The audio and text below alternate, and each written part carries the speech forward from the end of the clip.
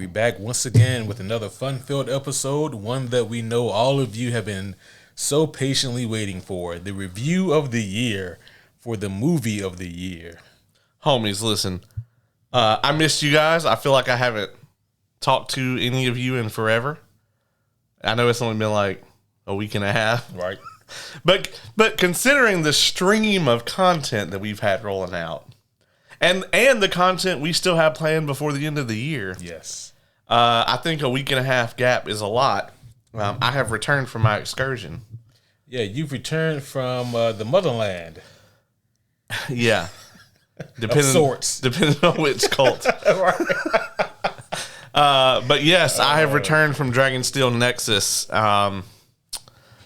Probably one of the best cons I've ever been to, if not the best con I've ever been to, just as far as like the convention itself. Wow. Yeah. Was this your first? This is your first one, right? Yeah, and everything was laid out really well. Like your badge has like the hours and everything on it. That's convenient. And it's also got a little QR code, so like if you buy merch or anything like that, it's all tied to your badge. So if you go pick it up, they just scan it and give you your shit. Okay. Which the first day of the con, actually, we were there for forever because we went to the release event. And the line to get into the release event for the new book was like the vendor hall at Dragon Con. I mean, it was... Because, I mean, they have a hall there that holds about 10,000. Yeah, so tell the homies what Dragonsteel is. So Dragonsteel Nexus is Brandon Sanderson's yearly convention. And it's all things Brandon Sanderson.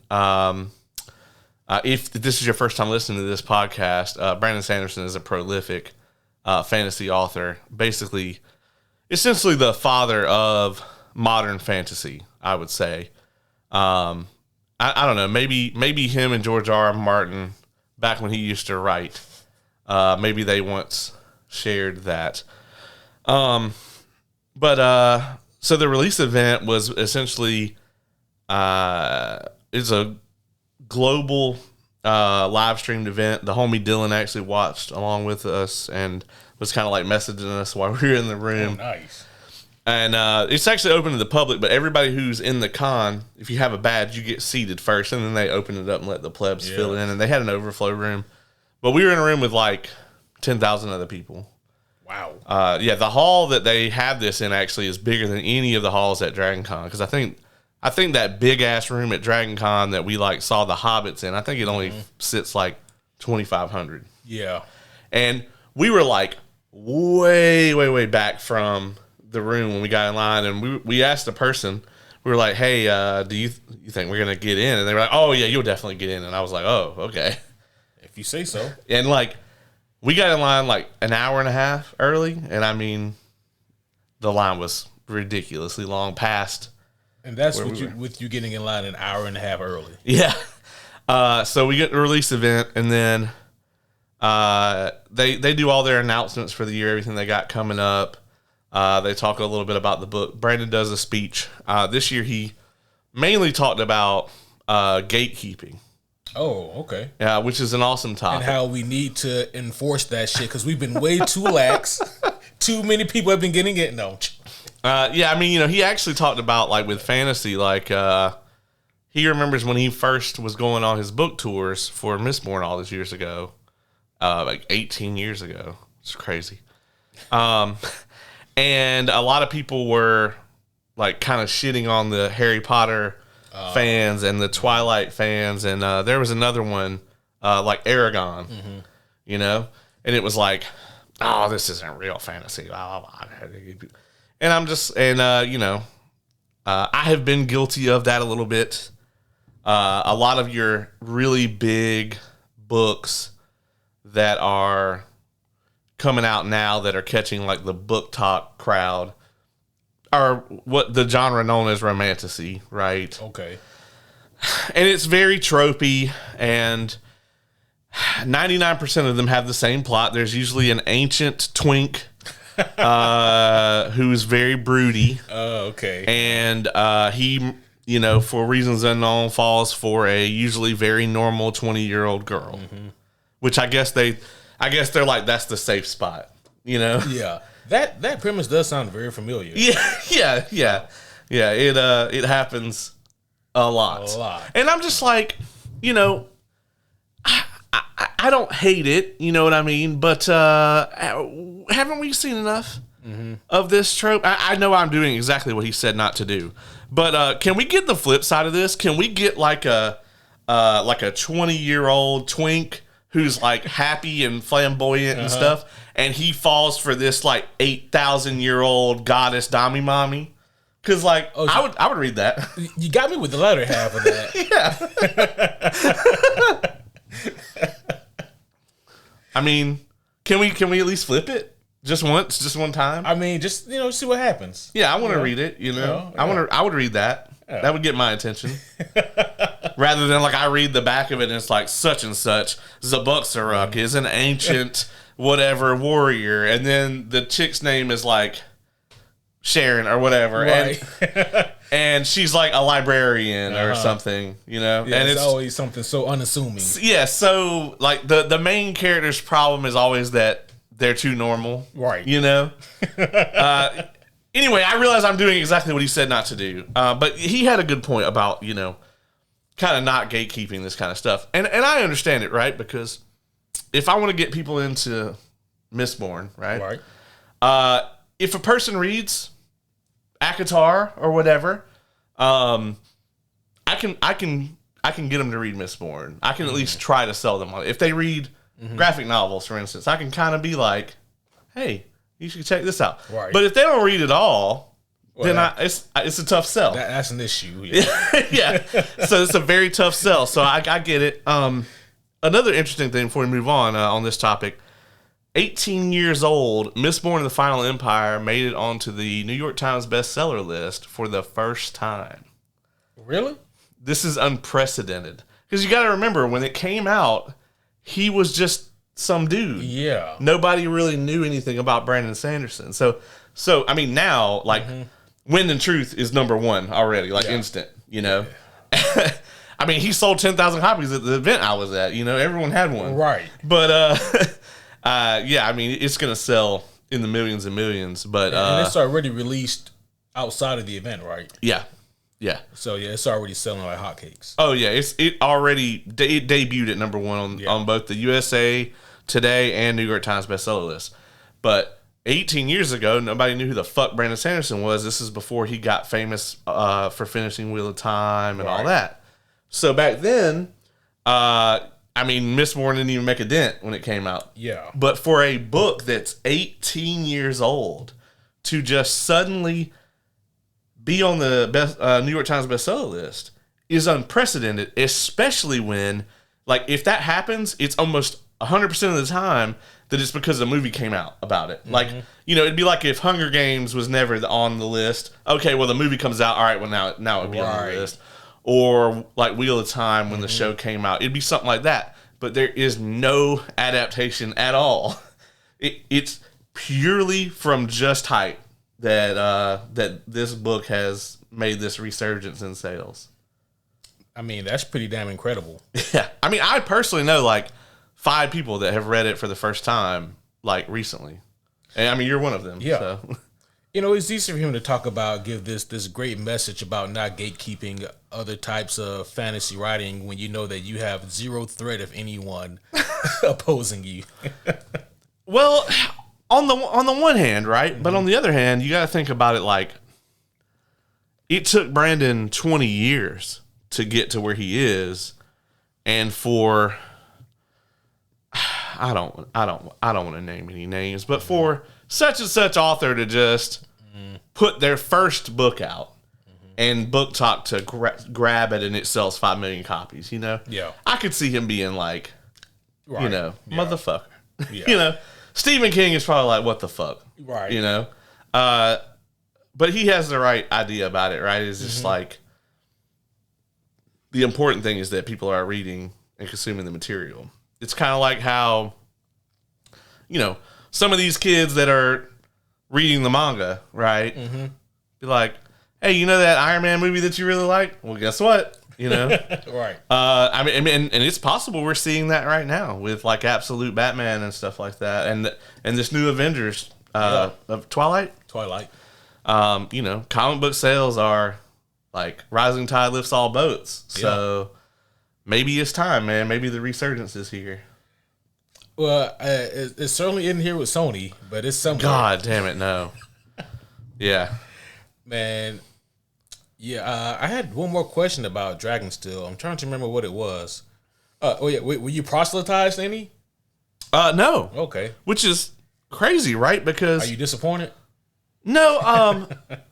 What's crazy is like we go to DragonCon here, and there's like always the street preacher guy, right, with the megaphone. Yeah. Sometimes there's more than one. Mm-hmm.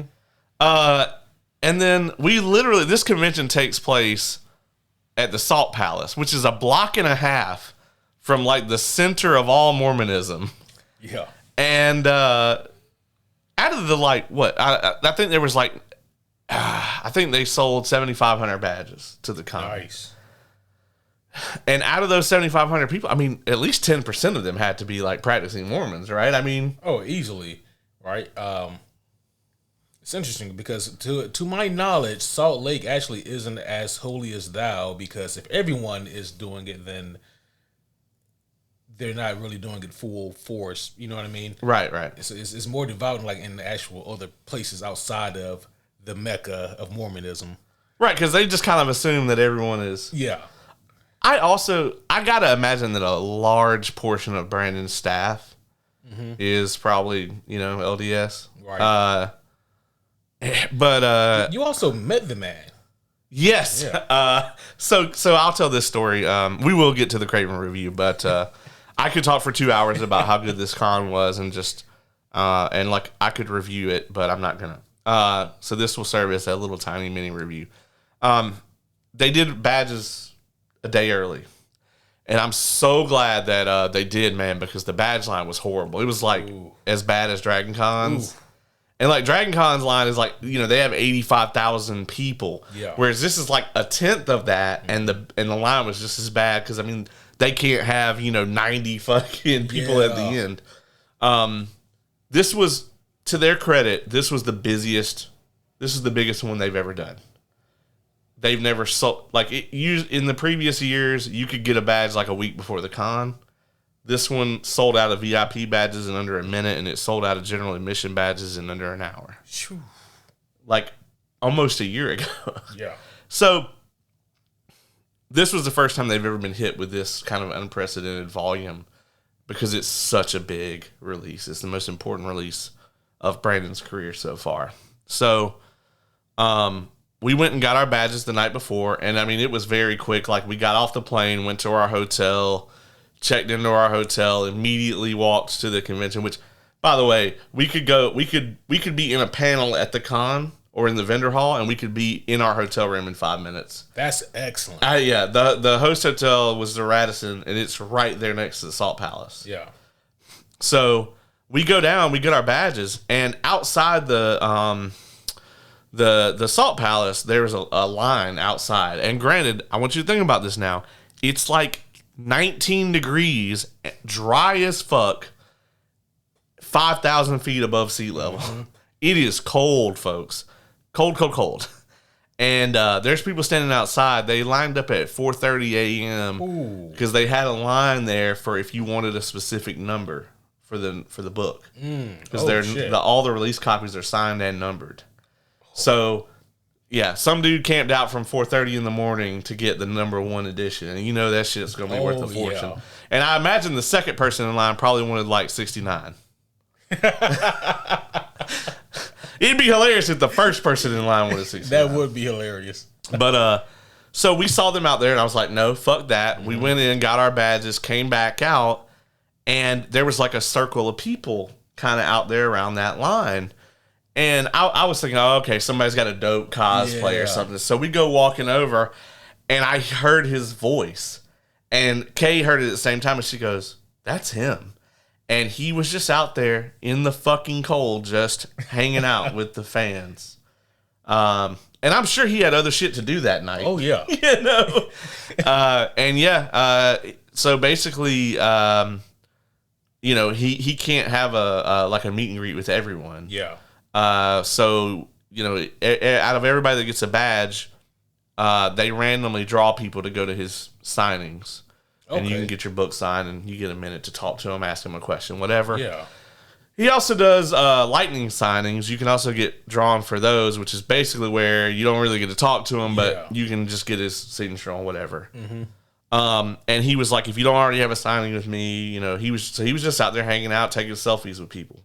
So literally unexpectedly, before the con even begins, we get to talk to Brandon for a second, take a photo with him.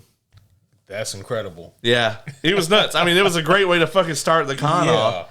And then the second day, you know, we went to this release event. We left the release event a little early so we could go get in line to actually pick the book up. And we get our books around 10:15 p.m. there, which to our brains is like after midnight because it's 2 hours behind us. Yeah. And then I went back to the hotel and read for another 2 hours. Damn. Yeah.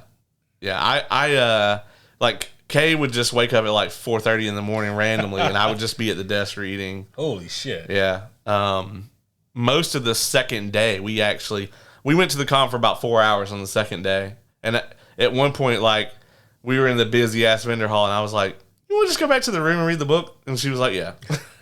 So most of the second day, we did. We stayed in and just door dashed, and I got me a McRib, and just read. Yeah. That sounds incredible. Got a ton of shit from the vendor hall, though. Yeah. Cleaned up in there. I mean, that vendor hall was nice. Oh, it was amazing. The Dragonsteel store itself was incredible. I dropped about $350 in there. Oh, yeah. And that was, I refused to buy any leather bounds. I told Kay before we went in, I said, listen, don't let me buy any of the leather bounds. You know they was looking dope up there, dog. Oh, they were, because I want all, there's only 3 I don't have, and I want all of them. And I will get them eventually, but like walking out of there with them, we got so much loot that I had to go on Amazon and overnight a duffel bag to our room so that we could fill it with loot because we packed very tight. Like I didn't even bring my purple pillow. Yeah. What? No. Yeah, exactly. Even the pillow. Exactly. I didn't have room for the pillow. And so with the book bundle that we got, one of the things we got is this weighted like plushie of one of the creatures on Rashar. It's called a chull. It's a giant crab. And I was like, we can't fit these in our luggage. And we also couldn't fit all the loot we got in there. So yeah, I had to overnight a duffel bag to the room off Amazon. And then we just filled it with loot, and I lined it with like my, some clothes and shit. Yeah. And we flew first class, so we got to check a bag. And you get 2 bags for free. So we just checked it and took the loot bag back. Well, that sounds like you had a fucking incredible time. You and the homie K both. It was. I could talk to you for another hour about it, but sure. Unfortunately, what wasn't a great experience is we got to talk about this movie. Oh, man. Well, I suppose proper introductions are in order, as are readings of the rules.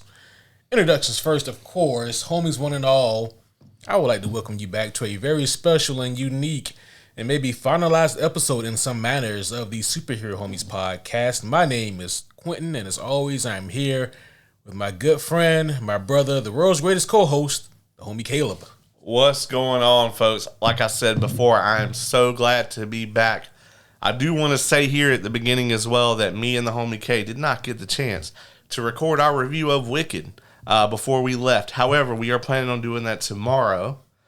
So we will have that out to you guys here pretty soon. Lickety splickety. Yeah.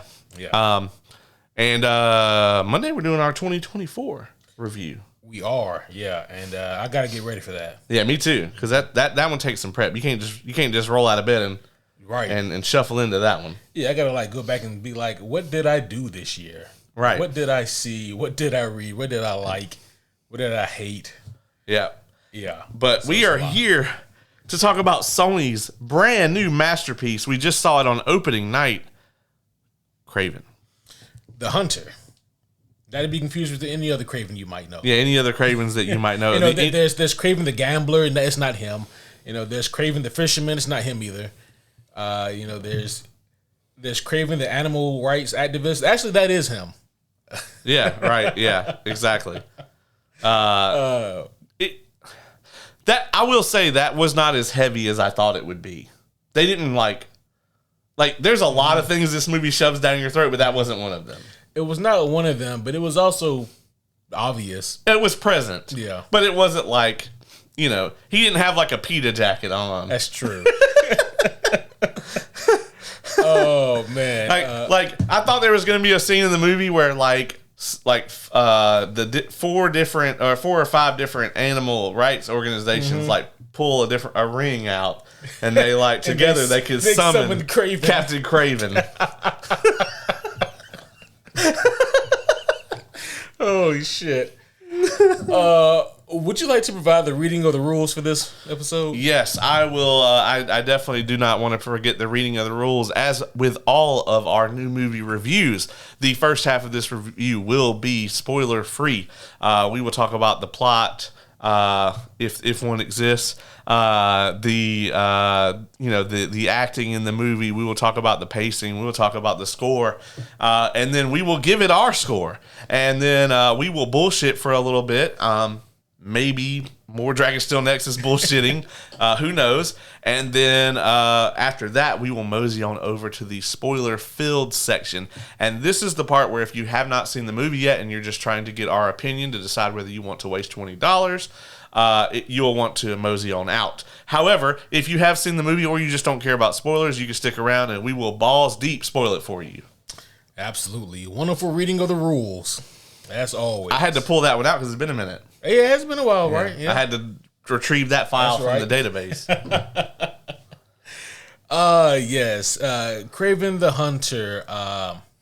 In light of recent news, this is arguably Sony's last attempt at a live-action Marvel Spider-Man-esque movie. Yes, I have heard that even before the box office numbers came in, just based off the projections, that Sony has decided to wrap it up.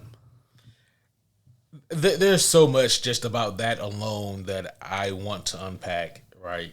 Because this is where you decide that, okay, guys, I think maybe there's a problem. I mean, somewhere around, okay.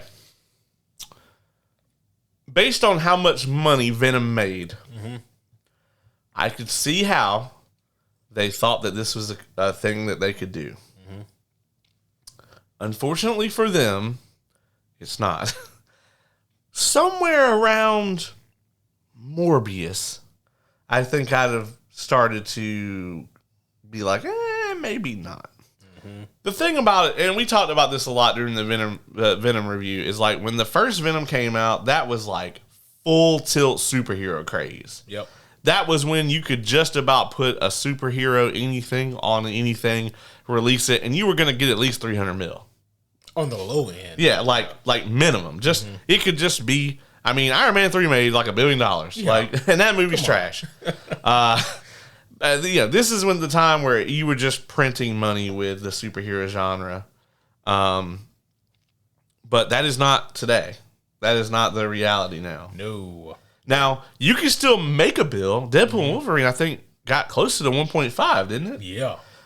If it's good, if it has characters in it that people want to see, and it's good, because not you have to get that opening weekend, and then the word of mouth has to be good. People got to be out here like, oh man, I know the last Marvel movie you saw probably was trash, but you got to go see this. You know, you got to get all of that together. If you come out with a quality product, people will go see it. Sony didn't get any of these memos. Yeah, something happened where Amy Pascal was too busy throwing sandwiches, so she never got the memo that those things have to be in play in order for the universe to be a success. I guarantee you the CEO of Sony, as soon as the opening weekend projections of this came out, was probably like, yeah, Amy, we need to see you. I need to see you in my office. And she just walks in there and she's like, I can fix it. Yeah. No, dog. There ain't no fixing this shit. It's about pull the plug season. A lot of these big companies are hemorrhaging money. It seems like, man, like it seems like so many of them are just struggling with like a Struggling. Yeah, they are out here struggling hard, and I mean, it's just crazy because like you look at, how much money like Max has lost, like the HBO WB Discover. Yeah. And then I know they just bought got the rights to AEW for a few $100 million. I'm like, that's where you spending your money? Well, I mean, you got to think. The only reason AEW got the deal they got, and this is not a wrestling podcast most of the time, but is because, number one, the NBA pulled out. Yeah. They lost the NBA. And then also, like, their movie division is tanking. So, I mean, they're looking at it from perspective of how much content are we going to get? Yeah. Like, they don't really care about the quality of the content, but the quantity of the content, like the fact that they're going to put out 2-3 hours of content every single week, that's huge for them. Yeah. That's what they're looking at. And, like, if you look at it on like a, dollar per hour, ratio, it's actually probably a good deal for them. Yeah, well, we gonna see. Yeah. I have my doubts. Oh, yeah. I mean, because AEW is not going to get any better. It's only going to get worse. Yeah. And that's where my mind went to. You've been seeing this Ray Phoenix shit? This happening? I saw like a post on the way back, but I didn't get to read it. It was something about like medical or something. Yeah. Basically like what WWE did to CM Punk back in the day. Oh, no. They pretty much have done that to Ray Phoenix. And like on top of it, they used his contract to add a bunch of time because they're just trying to keep him from going to WWE. Yeah. And and then TK is doing what TK does and just making it way worse. He has a tendency to do that. Yeah. That's Tony Khan, by the way, right. for those of you who don't know. But anyway, he may or may not be an animal rights activist. Yeah. Well, I mean, there's no simple way to segue back into Kraven the Hunter from there. But yeah, what you got here? You got a little show and tell here? Oh, yes, I do. Here I have Kraven's Last Hunt, folks. This is a phenomenal graphic novel. It's actually one of my favorite Spider-Man stories ever. And that's right. In this book, it's not just Kraven. Spider-Man is present as well. Yeah, Spider-Man's in it. Yeah, he's actually in it. And it is, for me, it's quintessential Spider-Man reading. It is, some people may call it grimdark, and it is definitely in parts. It's called Kraven's Last Hunt for a reason. But now, is this Venom or is this Peter Parker in the Spider-Man suit? Like, what we got here? That is actually, this is post-symbiote suit for Peter, but he was still wearing the black suit, a cloth suit that was black. But it's not a symbiote. It is not a symbiote, okay. Yeah. Coolsies. Yeah, and he was just doing that because of where he was at in his headspace. Just wanted to clarify for the homies because they probably just saw like a black splotch. Right. But both Spider-Man and Kraven are in like completely different headspaces here, and it is just a phenomenal kind of deconstructive look at both characters, and seeing what Kraven's goals are and how he goes about accomplishing them. And I mean, it was just the most riveting story that Kraven's ever had, and there's a reason why so many people still talk about it to this day, and why it has a deluxe edition. And that's right, this is the deluxe edition. Most times, I do not advocate people go out and you don't have to get the Omni. You don't have to get the deluxe edition, but in this case, I do recommend it because it also has his first appearance in here as well. So if you guys have seen this Kraven the Hunter movie and you're wondering what in the goddamn fuck does any of this have to do with Spider-Man, there are solutions and there are answers to your questions. But no, this is a tremendous look at who Kraven is, and you get to see kind of what leads him down like this path. And it is interesting just kind of looking back at this book and seeing what this movie kind of chose to do in certain regards. Like there are potions and tinctures that are mentioned in the movie and in certain cases may be used. There is discussion of Kraven's mother and her mental stability. spoiler alert, that kind of just comes and goes. Is he? Does he have arachnophobia for like the actual character? Like, is he terrified of spiders? He actually is, but he makes a penchant to overcome it. As Okay. you see here. Yeah. Gross panels of Kraven eating spiders. Yeah. So, yeah. So yeah, they make some very interesting decisions here in this movie that we're going to get into. But I want to start this off on a different foot here, man. What did this movie do right for you? Well, I will say that it had some very good action scenes. Not all of them. I'm not going to put it up there with like, fucking Spider-Man 2 or like Avengers or any of that, as far as the action. But it had better action than we typically get out of these Sony Spider-Man-less movies. And unfortunately, like, Kraven in this movie just has basically Aquaman powers on land. Yes. Unfortunately, most of his powers are just he's very strong, he's very fast, he has all the heightened senses. He's got Kraven sight. He's got Kraven vision, and the graphic they used for that was terrible. Oh my goodness. But I liked most of the action scenes. There were a couple that were quite creative, not the same shit you've seen all the time. And then there were a few that were, in fact, kind of the run of the mill. You've seen it 100 times. But the action was quite good. Whoever did the casting knows who to cast. They hate them, but they know who to cast. I'm actually with you on that too, because I was never really mad at the cast. I will say this, I felt bad for them. As did I, right? Yeah. And it seemed like the guy who they got to play Rhino, it seemed like Sam Rockwell was busy. Yeah. And so they said, well, he'll be perfect then. Before we lampoon this movie, which is going to be, I think, most of it. What about you? What did you enjoy? Yeah, man, I enjoyed that. I rushed from work to get to the theater in time to see this entire wonderful project that Sony put out for me. No, like you, I actually quite like the cast. And actually, like, in terms of like the most intriguing characters in this movie, for me, it might have been Russell Crowe's character as the father. I just wish that like he had another layer of nuance and development to him that they could have further explored.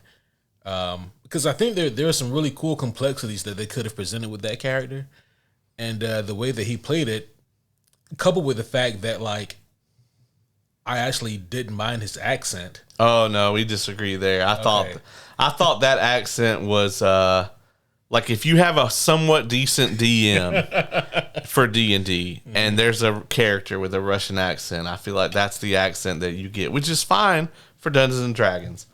But for a Oscar-winning, big budget, Oscar-winning actor in a big budget production from a major studio, I thought it was terrible, and he just loses it sometimes. Like sometimes that's the thing. Like I was listening for. I never heard him lose it, because like most actors, they just straight up fucking lose it.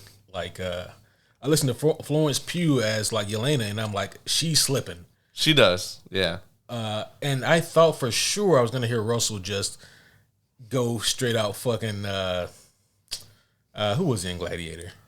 Maximus. Yeah. I would have actually probably popped for that a little bit because, oh my god, like he was about like Red Guardian for me in a lot of these scenes. It was slipped too, David Harbour. It was very stereotypical. Like this is a Russian person trying to speak English. What threw me off was that he was the only one in the family who really spoke like that. Yeah, yeah. I'm like, oh. Well, they kind of explained that because the kids went to school in America. They did, yeah. And they lived in London. Mm-hmm. As I was very confused with the geography sometimes. It was incredibly. I mean, let me tell you, like this whole movie, they really don't explain shit ever. Yeah. there's a couple things at the very beginning of the movie, and they kind of explain those, but for the most part, it's just don't think about it, keep going forward. In terms of other things I liked about this movie, there are maybe 2.5, maybe ish action scenes that I liked ish. Yeah. And I mean, and even those I felt like they were passable just because they utilized the R rating. I didn't necessarily think that there was a whole lot creative with it. There was one fight scene in particular that I was waiting the entire movie for, and it wasn't bad. It wasn't bad, but man, you could tell when the budget was up, that fight ended. Yeah.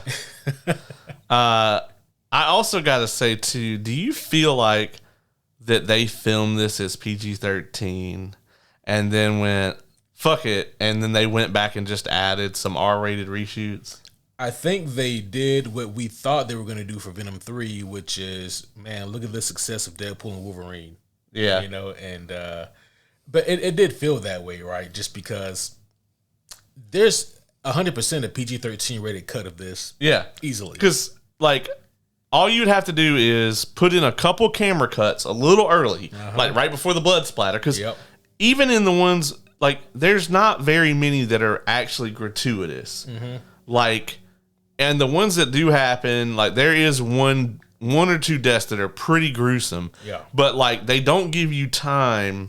This is not like a horror movie where, you know, it's going to zoom up on somebody's, like, missing leg and there's, like, just, you know, blood and all kind of shit dripping out of it.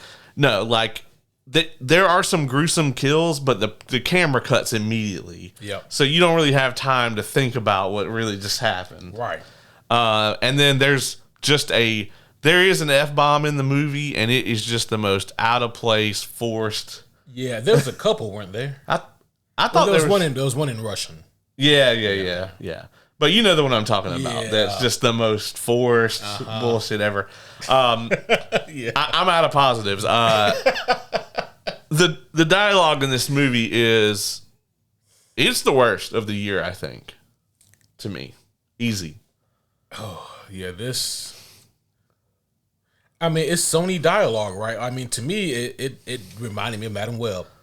I actually think it's worse because, like, at least in Madam Web, there were times where, like, some of the characters felt like a human, like, not for long, but, you know, and not, it wasn't the main characters. It was mostly, like, the girls, right? Like, the Spider Women and at times had some decent moments.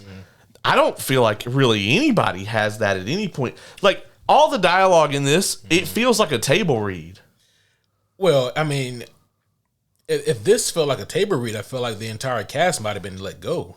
Like, none of you guys can deliver lines if that's what they did at the table read. This feels like it was a first draft script and a one-take shot movie. Yeah. You know, just because, like, the delivery was so stilted, but the dialogue was like, you know, George Lucas type shit. Like, it was just, it was so clunky, and it just felt like you were reading, at times, bad poetry more than anything. Like, it'd be like, you know, the two characters would be sitting there, and one of them just starts expositing. And then the other character's like, man, that's crazy. And then here's like 4 minutes of my backstory. Yeah. That's weird, but hey, here's my backstory. You're right. Okay, cool. Next scene, you know? Right. Like, it was just, I feel like everybody was just here to, like, just cash out, make a buck and cash out. I mean, obviously Russell Crowe doesn't phone in anything, but, like, this is easily one of the worst roles I've ever seen him in. And it's not his fault. It's just the character is so one-dimensional. It's like someone bought a fucking packet of instant toxic masculinity, just add water, and just put that shit in the microwave. I mean, like, that's...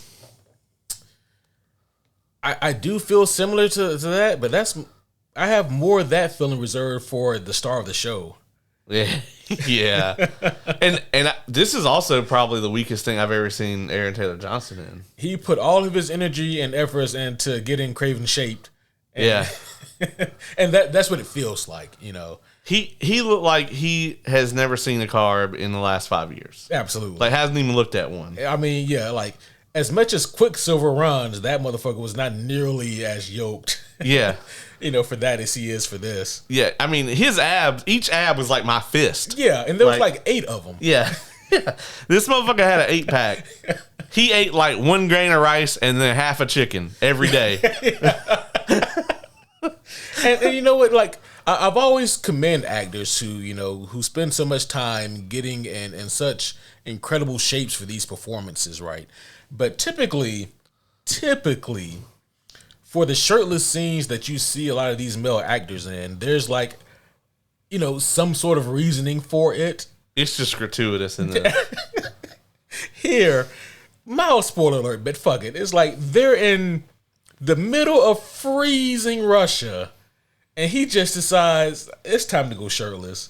And he doesn't do anything. He sits down. Yeah. And I was like, is there a reason that we get this? Also, how many times did they give us the Captain America shot where it's like, where right before the iconic Captain America about to jump out of the plane shot? Oh, yeah. How many fucking times did they do? At least 3, right? Well, there's a few things they took from Cap. There's a few things they took from Cap.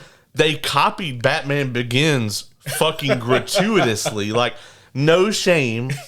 And they took a lot. I mean, there's so many things that they copy pasted for this movie. Yeah. From like modern superhero tropes. It's always so funny when you watch like superhero movies like this, where clearly no one had any intention of like making an actual movie based on that character, right? Yeah. This is definitely that. This is definitely one of those, because it's like I look at Kraven and I'm like, What are your powers here? Like, what do you do? At least when we walked out of Madam Web, we knew that her powers were Pepsi and vehicular manslaughter. I don't know if Sony knows that, but that's what they gave us. Yeah, that's what they gave us. And somehow I feel like somehow that has more to do with Madam Web than what we got in this movie. Right. Because they definitely didn't read this. They definitely absolutely didn't read Kraven's Last Hunt. No, they spoke to somebody who heard of it. Yeah. Let me tell you guys, 5 minutes into this movie, I leaned over and I was like, listen, I don't think Sony read any Kraven comic books. And like, I'm not a person that reads Kraven comic books, but I feel like I definitely know that they didn't. And that's a very accurate assessment. super accurate assessment. And it's just funny, man, because watching this movie and watching Kraven do whatever the fuck Kraven needs to do in any given moment, you could just tell that like they really had no real direction for it. Like, watching this whole movie, I still can't tell you about who he is as a person. No, because it also seems to vary constantly, right? Oh yeah, it just kind of flows with whatever that exact scene, I guess, had in the script, because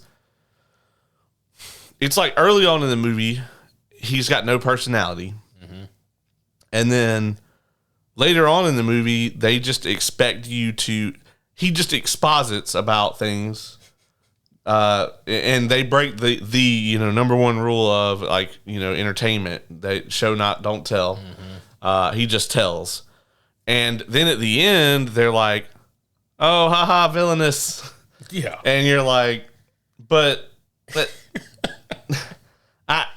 it's not earned at all. And then, he also throughout the whole movie, I have a code, but he just breaks whatever. We don't ever know what that code is. Yeah. And he seems willing to just break it all willy-nilly at any point. One of the most frustrating things is that Kraven is one of the villains. Technically, so is Morbius. Where like, you can do a movie with them that doesn't have Spider-Man in it. Sure. You can. However, in order to do that, you do have to understand something about the character. Because like, with the thing of it is, right, it's like and I think that this is maybe one of Sony's main problems is all of these characters come from the Spider-Man universe, obviously. Right. Spider-Man is always going to be the star of the show. The only close competitor would be like Venom. Obviously, Venom, he has his own standalone thing. I don't agree with it, but you know what? They made a lot of money off of the Venom franchise, whatever. Right. But with these other characters, though, they don't have the resume of a Spider-Man or a Venom. Right. And so without Spider-Man in them, how are you gonna? The people who are gonna go see the movie, which was like all 18 people in our showing. Yeah, this was an opening night, like premium theater showing, and we both could have laid down across 3 seats, Absolutely, and had plenty of room. Yeah. The thing of it is, though, is that those people, they're either fans of Kraven, like they're like, oh man, I used to read his comic books or whatever, or they're just people who like to go see, cool looking action movies. Both groups are gonna leave disappointed, though. Right, very, very. And that's the thing. Like, you have to understand who your audience is and how to appease them. And I don't think that that Sony ever quite got that. Quick sidebar: if this is the end of like the Sony movieverse, does that also include Beyond the Spider-Verse? Well, I will tell you that just the other day, the voice actor that voices Miles Morales, kind of important to the plot, Right. has said that he has not recorded a single line for Beyond the Spider-Verse. Oh shit! So I was telling the homie JJ, shout out to you JJ, today. I said, bro, you're gonna get Spider-Man 4 before you get that. Mm-hmm. And I think that's absolutely true. I mean, it's not even on a release date. I think that they have to come out with it because I think both the Spider-Verse movies did very well, even though the second one, like the budget just exploded. But I know also there was a huge snafu with that where, the production house, like the people that are doing the CGI, weren't getting paid, and there was all kind of problems there. So, if Sony can't get their shit together, I mean, you would think that movie, it came out 2 years ago? Was it last year? Last year. Yep. And for it to be a part 1 and they don't even have a line of dialogue recorded. Right. Whew. I mean, I think that it still comes out unless something crazy happens. Because obviously it's a known quantity, but I think that if the things that we've been hearing about today are true, they're shelving all of these side projects and putting the full focus on working with Marvel to come out with Spider-Man 4, 5, and 6. So, I mean, what is it? Beyond Spider-Verse? Yep. What do you think? 2029? That sounds accurate. I think it'll be after Secret Wars. And the thing of it is, who's going to care by that point? Right. Yeah, because you left this crazy cliffhanger, and who's going to care? Yeah. Especially if they debut Miles in live action. Yeah. Well, the crazy thing is that may be the only way to get people to care again. Because that's true. They'd be like, oh, yeah, the last time I saw him, it was, Across the Spider-Verse with that crazy-ass cliffhanger. Yeah. It's just crazy, right? Because not to make this the Miles Morales episode, but the way that movie ended, Across the Spider-Verse, you would think that same time next year we'll be getting Beyond. Yeah, like that they did Infinity War and Endgame. Yeah, yeah. And did it all at one time, but no. Apparently they barely got it out. Which is insane. And for them to not even be, I mean, it's just a mess over there. Yeah, I don't know what's going on over there, but that shit it is not gravy. But they put this movie out. What do you think about the plot here? Of course, we're still in the spoiler-free section, but I kind of felt like they just nothing ever has any time to breathe at all. It's like just concepts get thrown at you for 2 hours. That's the perfect way to describe it. You talk about what did I think of the plot? I'm like, there's not a plot. There's just ideas. Yeah, that's in this movie, you just get a bunch of ideas and then you get to see what sticks, right? So like the plot on this thing here is really a big old nothing burger. It's a nothing burger with no seasoning on it, and is made of cafeteria lunch meat. Oh, so I have nothing really and truly to report on the plot here. Like even watching the movie, 30 minutes in, wondering where are we going with this. Yeah. He leaned over 30 minutes in the movie. He's like, "How has nothing happened yet?" I was like, "Well, he killed some guy." It was better than Joker 2, where an hour and some change in, I leaned over and I was like, "Hey man, is something gonna happen?" I was like, "What do you mean, man? They had a dance number." Yeah. Another headlock, Randy. Let's talk about some of these other characters that we get in here. Yes. We got Ariana DeBose as Calypso. I'm not sure that I'm super familiar with any of her work. I know she was in West Side Story, but oh, okay. And I'm assuming obviously the new one. Yeah, I don't think she's quite old enough to be in the OG. She was in Argyle. Apparently, I didn't see that. I heard that movie was kind of a mess. I heard that too. I heard the CGI was awful in it, and that it has that in common with this movie. What do you think of her performance here in this? So, by the way, when we ask that question about any actor in this movie, there's an asterisk next to it because everyone is kneecapped.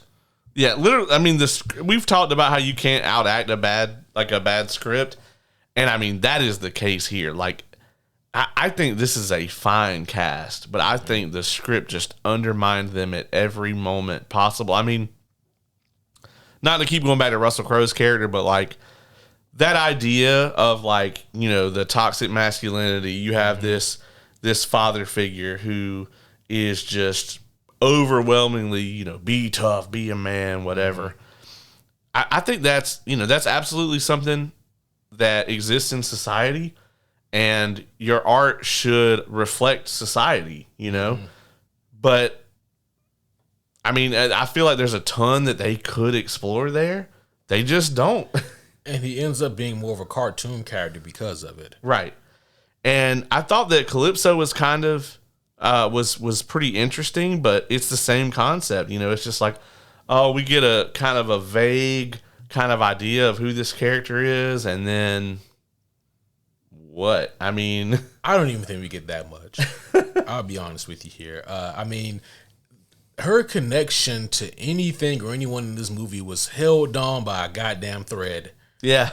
And that thread was halfway torn. Yeah. Like, it was just such a reach and a stretch to believe like that this character would have any kind of semblance beyond what we see in the flashback, Yeah. And even that is just like, okay, what in the, like what in the coincidental, hey, look at you, are we doing here? Yeah. Like this is so contrived. You could have taken this character completely out of the movie and it wouldn't be any different, really. Yeah. But here's the problem though, right? The people who made this movie were like, well, if we take her out of the movie, then, how will we get to the point where Kraven gets his powers? And I'm like, that's not how he has his powers. Yeah, which, we'll get into that in the spoiler field. What you think about Dimitri here?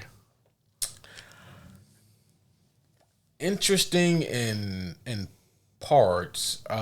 This is clearly another character, man, that was just so undercooked. Yeah. Gordon Ramsay would be cussing. This shit is raw. It's fucking raw, you donkey. Yeah, man. With this character here, they had an interesting concept because I didn't know that they were going to put this character in the movie, right? Yeah. And I'm like, okay, well, we have an interesting thing that they could do here. Right. Agreed. And you never guess what happens. They fumble it. You'll never guess. Lucy pulls the football out right before he kicks it. Yeah, I mean, exactly. I agree with you 100% on that. It's exactly what you said. It's just the character is interesting. I swear to God, if I had to watch them lip sync over one more fucking thing, oh, that was rough. It was awful. It was fine when he would do it and the camera was at a distance or like he was like kind of in the shadow. Yeah, but when it's like on him. Yeah. And you can just clearly tell this is just bad ADR. Yeah, it was damn near like the old 60s Godzilla English translations, you know?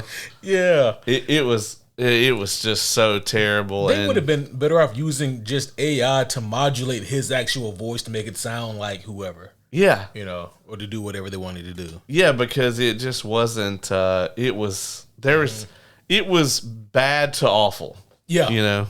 At various times. Do you think it was the villain in the trailers? It's who the villain is? Is that a spoiler? Rhino is in the trailer. Okay, cool. I was like, well, it's too late now. Yeah. Once again, I mean, folks, not to be a broken record, but like this character, you know, the main villain of your movie, you think would have some depth. And the actor really tried. He did. Like he tried. Like when this character first came on the screen, I was like, okay, this is an interesting character. I want to know more about this character. Well, that's too goddamn bad. Because the only thing you ever really find out about this character is that they had some kind of condition and they went to go see some fucking mad scientist. There's a lot of those in this movie, by the way. Yeah, there's a lot. There's a lot of, apparently there's just like a Craigslist for mad scientists, like a grinder for mad scientists. And you can just go get one on a whim and they can hook you up. Right. Yeah. It may not be exactly the way you want it, but yeah, they can hook you up, you know. And I will add at this point in time that pretty much 100% of the CGI in this movie is bad to awful. I mean, nothing quite on the level of like fucking MODOK or whatever from. Yeah, there's nothing here that's like MODOK from Quantum Mania or like anything from The Flash. Yeah, no. But it is definitely. This still looks 18 years old in terms of like its CG. Yeah, like or worse. Or worse. Yeah, it doesn't look good. You know, now that you mentioned that, I could totally deal with a clean shaven Aaron Taylor Johnson as Barry Allen. And the way he runs in this movie would work. You know, it's not the slim. That's true. Yeah, that is true. He was hauling ass in this movie. He was. Yeah. Is it, not to rabbit hole us, is it typecasting if I want Anthony Starr as Reverse Flash? No, no. I mean, not at all. Like he would kill it. Oh yeah. I actually, I also would love to see Fassbender as the old Eobard. That would be good too. Yeah. Oh yeah. Yeah. Fassbender as Thawne would just be fucking terrifying. Yeah. Whoever they get to play Thawne though, they have to like kind of be a piece of shit, like just slightly. Yeah, you got to get somebody who really just they're kind of not a good person, you know. Yeah. To embody all of that, yeah. Yeah, this can't be whatever that kid that played Joffrey. You know what I mean? Like, yeah. Like you got to get somebody that's like actually like just awful. Mm-hmm. Although the guy that played Ramsay Bolton, he could do it. That guy is really good. He has kind of typecast himself at this point. Yeah, he's gonna be a dickbag and everything. Yeah.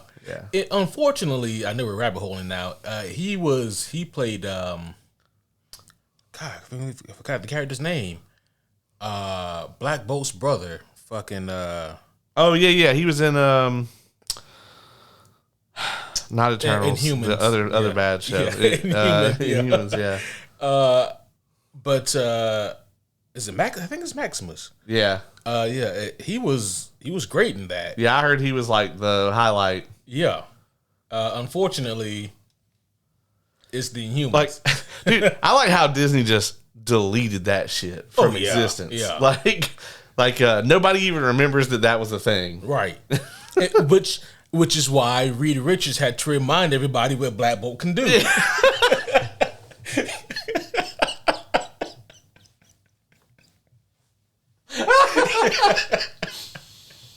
Oh my god. He's just helping us out. In a C student Reed Richards.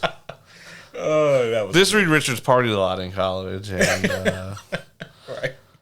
Oh, I think that's pretty much all the main cast. Yeah, man, I gotta talk about the pacing here in this movie. This is some of the worst pacing I've ever had to endure. You know, this movie also almost has the reverse Far From Home thing. You know how like that movie or not Far From Home, No Way Home, where we keep talking about how that movie has 5-6 acts. Yeah. This movie just kind of has one act. It's like, you know, my thought was it has one gear. I'm like, when are y'all gonna kick it the fuck up? they never there's no sense of. It's like, okay, so let's just say that you want to accept the generic superhero origin story formula, right? And in this generic formula, there is usually a situation where, okay, you have the origin of your character. Normally they start out with your character in the present day, and then either through one or several scenes, you get kind of their origin. Or you just start with them being like before they got powers, and you see how they got their powers. Okay?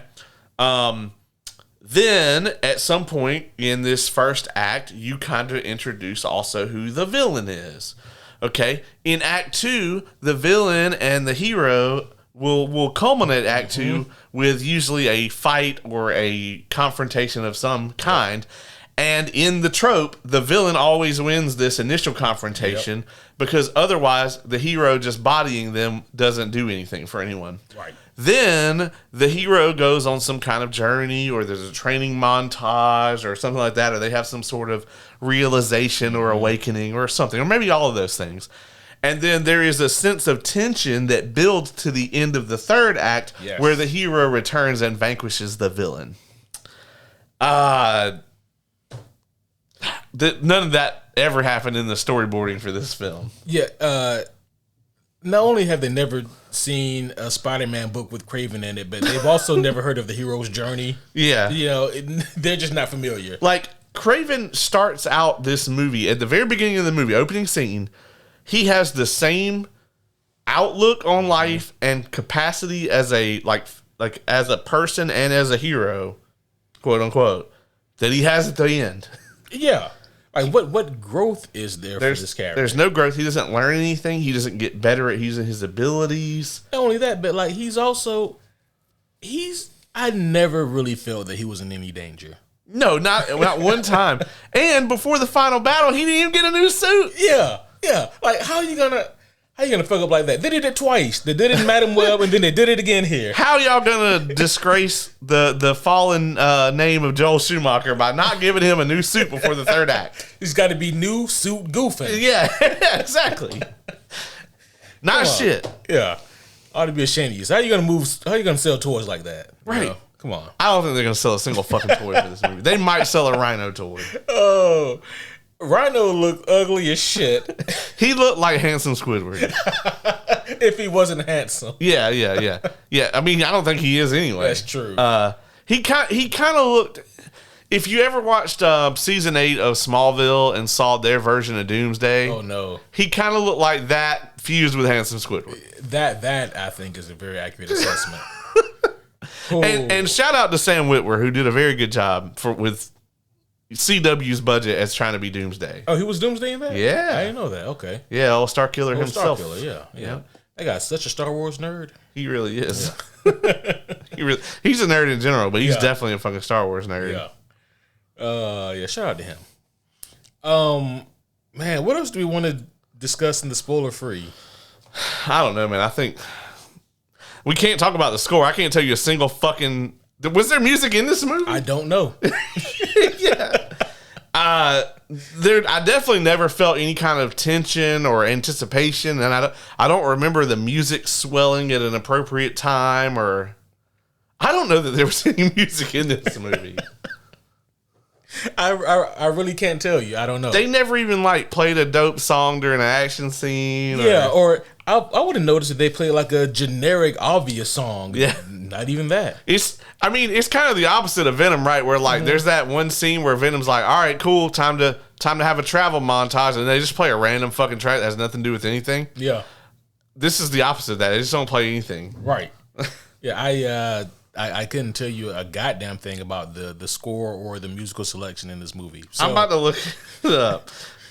Kraven soundtrack. Kraven the Hunter original motion picture. Huh. Soundtrack. Okay. There's a Spotify playlist. Who's it by? Did you just say some guy with a keyboard? It's just some dude, yeah. But oh yeah, man. Apparently there was music in here, but wow. I mean I don't remember any of this. Maybe our theater just had it on mute. Yeah, I don't know, man, because I couldn't tell you a single thing about the score. Yeah. Yeah. Okay. Well, it was not great. Yep. I guess just one more thing before we get to the spoiler field section. And this is going back to the pacing again and just how bad it was. There was a moment in the third act. It's got to be in the third act. And what you would conceive to be the third act of this movie. Okay, when shit is supposed to be balls to the walls, we're going all out. I was truly nodding off. And I don't do that in movies. Yeah. I was over there on the struggle bus. I kept having to reposition myself. Yeah, dog. There was one point during I think it's one of the random expositing scenes where my brain was just like, come on, dog. Just close your eyes for a minute. Mm-hmm. It'll be fine. And I was like, nah, it will not. Yep. I'll sleep through the rest of this movie and just have to bullshit my way through this review. Right. We stayed awake for this movie so that you wouldn't have to sleep through it. Hell yeah. And I think the cardinal sin of Kraven's Last Hunt, not Kraven's Last Hunt, I wish. The cardinal sin of Kraven the Hunter, the movie, is,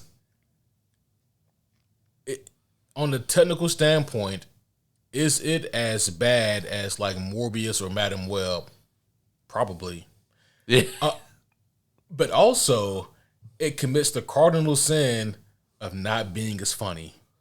Yeah. This is basically Joker 2 level, right? Where it's not as bad as Joker 2 because there are things in this movie where there were moments where I liked it. Right. And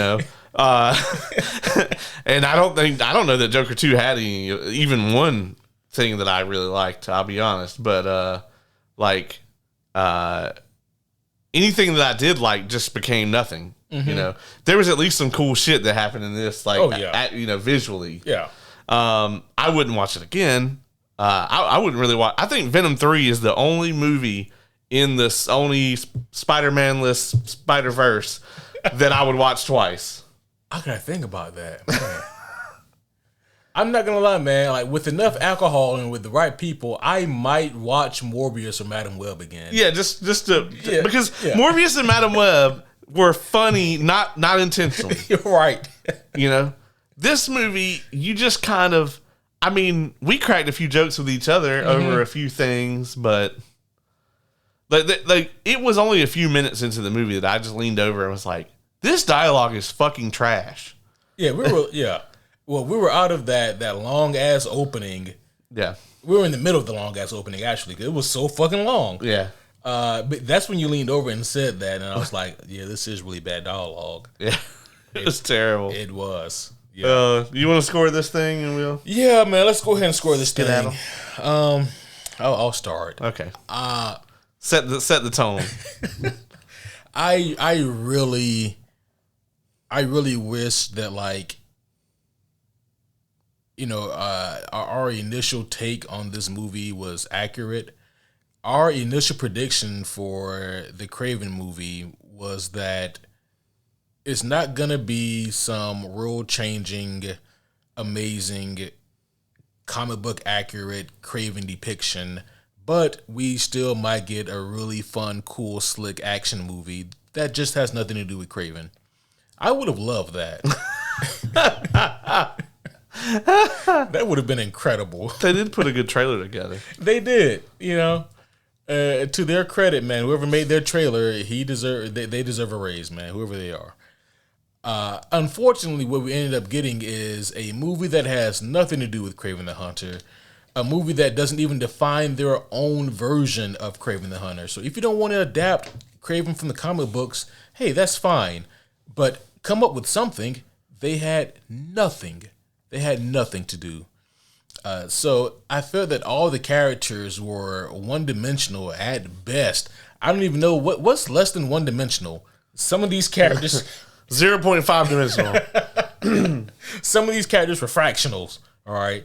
And it hurt my feelings at how badly the dialogue and the writing were for these characters, man. It really did. The pacing for this movie is absolutely atrocious as well. The CG is... the CG is immersion breaking. I'll say that, right? Like, you can always tell what they're trying to do, and it isn't so bad that it is offensive, but it is definitely bad enough to remind you that you're just watching a B-tier mediocre movie. I think that the villain tries hard, and it's definitely a unique take on Rhino. I'm not mad at that unique take. I might have preferred if they just brought in Paul Giamatti in the mech suit. Yeah. I'm gonna keep it real, homies. That might have been, something. Just to wrap this up, though, my score for Kraven the Hunter is a 5.3 out of 10. Woof. Didn't we all give Madam Web like a 6.5? I give it a 5. Oh, okay. I thought we all scored it the same thing. Yeah, we all gave it a 5. I think we all gave it a 5.5. 5.5. That's right. Yeah. Okay. I was about to say, I know we all gave it a score and it was bad. Yeah. Okay. It's hard to really improve on what you said about this movie. It is the lowest common denominator of everything imaginable. It's funny because I had to watch. I hate watching Yellowstone last night to prepare myself because I was like, if I step down from 1,400 pages of literary genius and go right into fucking watching Kraven, it might fry my circuits. So I had to watch some Yellowstone and expose myself to some fucking lowest common denominator Taylor Sheridan drivel. Cleanse your palate. Yeah, just a bit to just, to go ahead and get myself on the level. Yeah, man, it's not a good time. I feel like for someone to come out of this movie saying that they legitimately enjoyed it, I think your brain would have to be all the way off. And even then, I just don't know. I think even if you're just someone who wants to sit for the action scenes, I think you're going to be asleep. Yeah. Because while there are some good action scenes, they are few and far between. There's not many. Mm-hmm. And all you're really going to know about the people that Kraven is actioning against is that they're the bad guys. I was going to say they're bad. Yeah. He's good and they're bad. And the cast is trying, but the script just isn't there. Whoever wrote the screenplay for this, they probably shouldn't write anything else. And whoever saw this and decided to release it, Amy Pascal, probably also shouldn't work there. It's bold of you to assume they had a screenplay. That's true. I think this may be the worst movie in Sony's Spider-Man-less Spider-Verse. I am going to give it a 4.0 out of 10. There's just nothing here to enjoy. And a lot of that 4 is literally from the cast. Just their existence. They could have just had Russell Crowe sitting in the back, like in a chair in the corner. Right. And he gets at least a 1. He's got the Patrick Stewart shit going on. It's Russell Crowe. It's like the movie gets 1 for Russell Crowe being on it. And I typically really love Aaron Taylor Johnson. I think what it is, you gave the movie half a point for each one of his abs. Yeah. He was amazing in fucking Bullet Train. He was great in that, but that was a great movie. Yeah. This is not like, this is, This is the opposite of that movie. Yeah. It is just everything in it from top to bottom is just half baked. At least in Morbius, in 10 years, we will still be talking about the Bat Kamehameha. Absolutely. We will never let that die. Yeah. There is not shit in this for us to reference to even be like, haha. Madam Web gave us Pepsi. Yeah. You know? Yeah. And that will never die. And vehicular manslaughter. To a Looney Tunes level, yes. Yeah. But and we'll never know the name of that kid that, they were talking about. Right, yeah. We'll never know his name. Yeah. But there you have it, folks. That's the spoiler-free section. Now you've heard what we think about the movie. I'm going to give this a superhero homies warning. Just don't go see it. It's not worth your time. But if you still intend to do that or already have, then by all means, we have a spoiler section ready for you in just a few moments.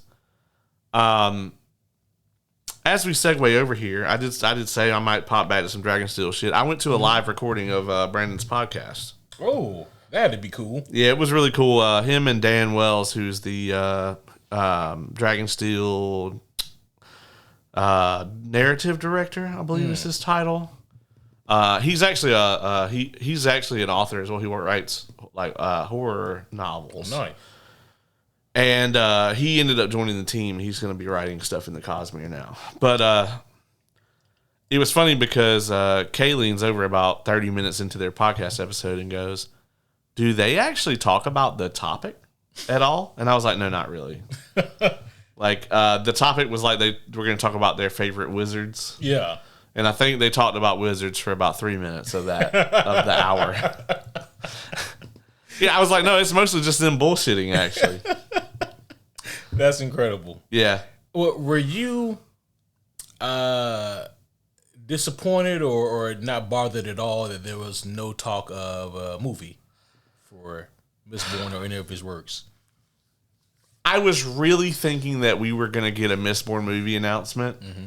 He did talk about the Hollywood thing at length. And Brandon has said, like, there's a lot of different options. He spent a lot of time on this. Like, crowdfunding it is, of course, an option. Like, the fandom would easily raise $100 million.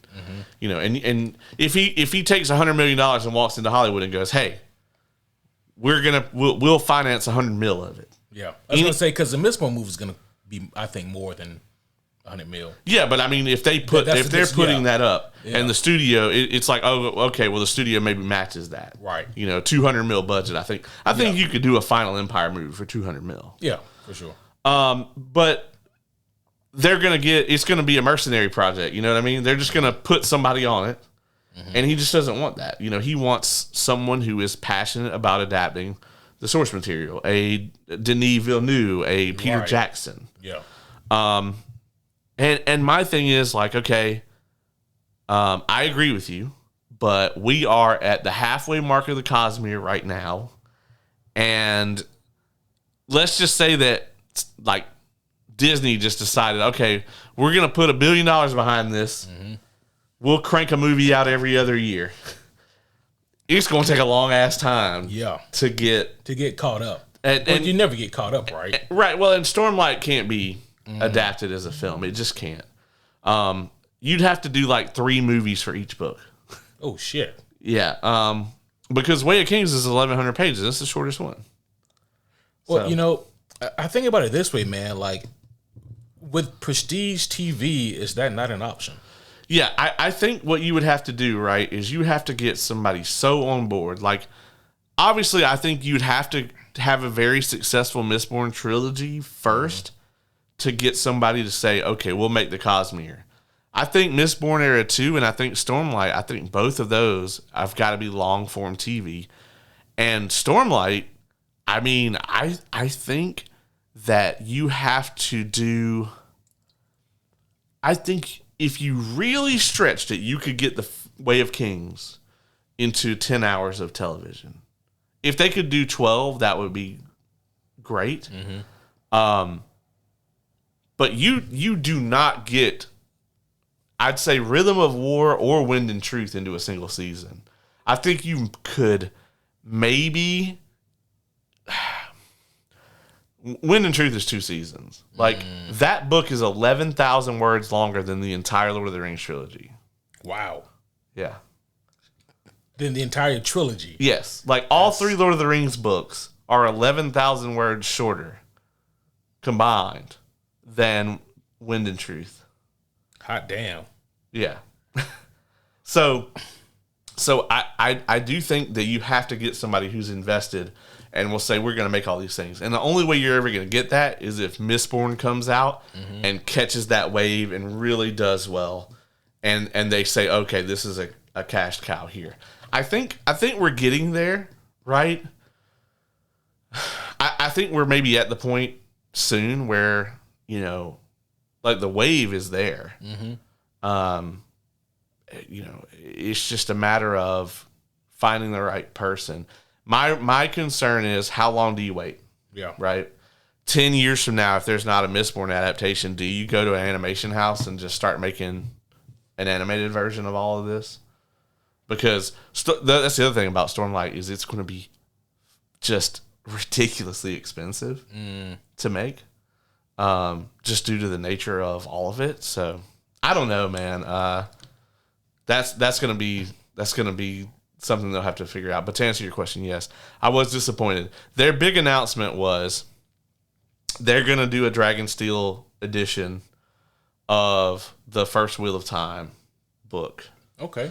And they're actually gonna do all of the Wheel of Time books. But I'll tell you, there was groans in the audience. Like, some people cheered for it because, like, there is a small subsection of his fandom that are big Wheel of Time nerds, and, you know, they got into him because they love Robert Jordan and he loves Robert Jordan. And, but I'm gonna be honest with you, man, and I hope that I hope this doesn't piss anybody off too bad, but it's just not that good to me. Like, Wheel of Time to me is just, it's very generic, and I hear that it changes, but it's like, that's a stretch, man. That's like when I hear somebody say, "Oh, this anime gets really good in season 3." Yeah. I'm like, well, I mean, I'm never gonna know about that shit, Right?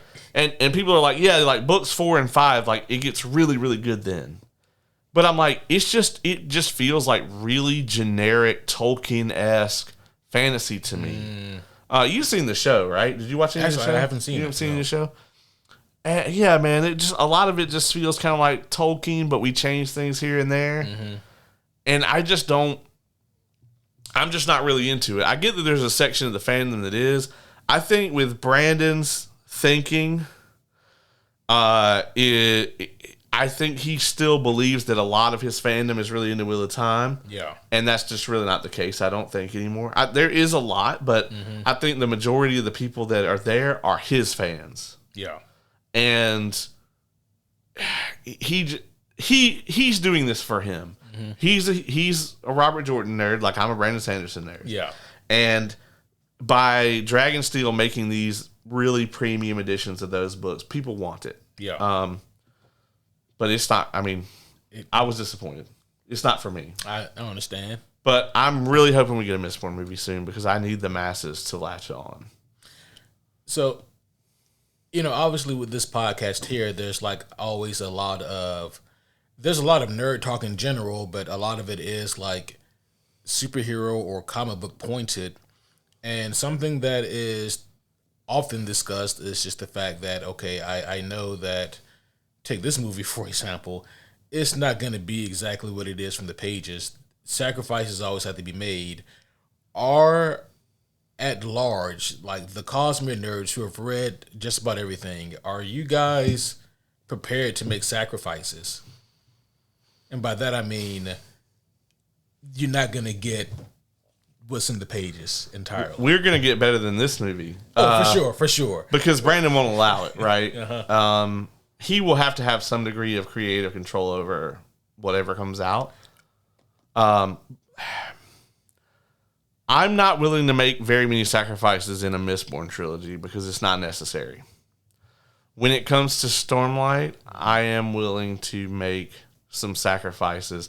I think the big problem you're going to run into with adapting the Cosmere is it's like, you know, I could totally see a White Sand anime. I could totally see a Mistborn movie trilogy. I could absolutely see a Mistborn Era 2 like TV show or something like that, or a Warbreaker movie even.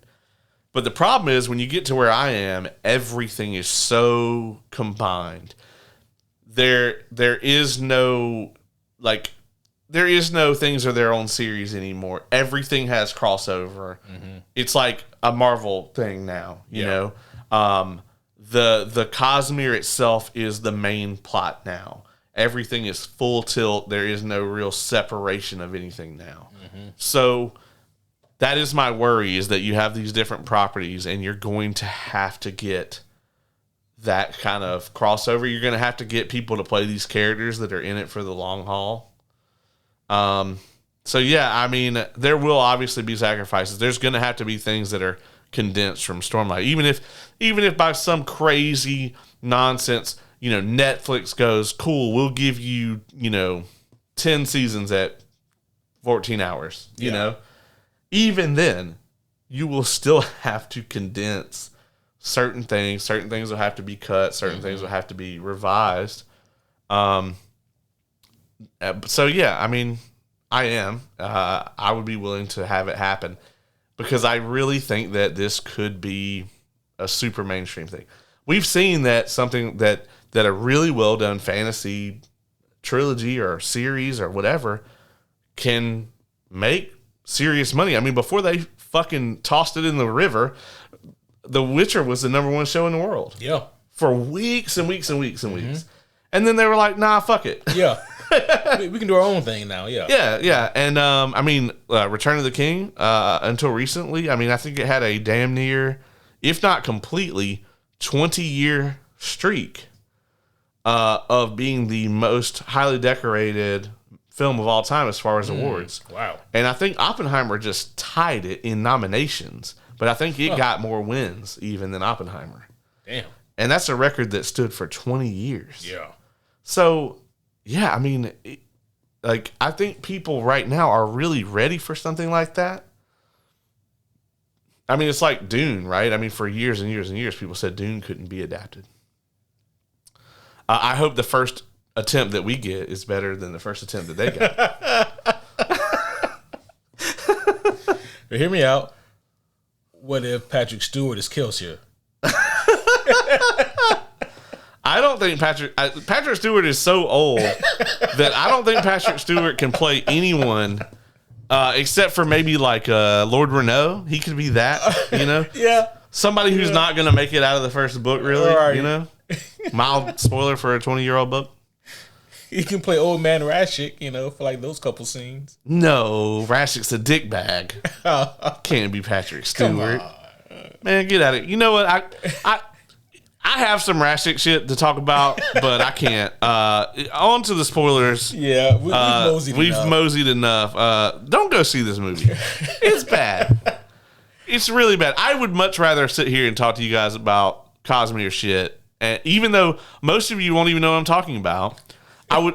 It would be fine with me, and you would probably enjoy it more than if you went to go see this movie. Oh my goodness. And you know what though? Here's the crazy thing about it is that like every once in a while I glance at the numbers and I'm always surprised and it makes me laugh and also makes me disappointed to see how many of you guys, love to watch or listen to the reviews that we're just gonna shit on. Like there's no reason why Madam Web should damn near have as many downloads as Dune 2. Right. But here we are. Right. You sick fucks. In terms of like criticizing the movie, there's nothing really more I can say about this Kraven the Hunter other than getting into like specific details, which is exactly what I'm about to do. So the way this movie starts off,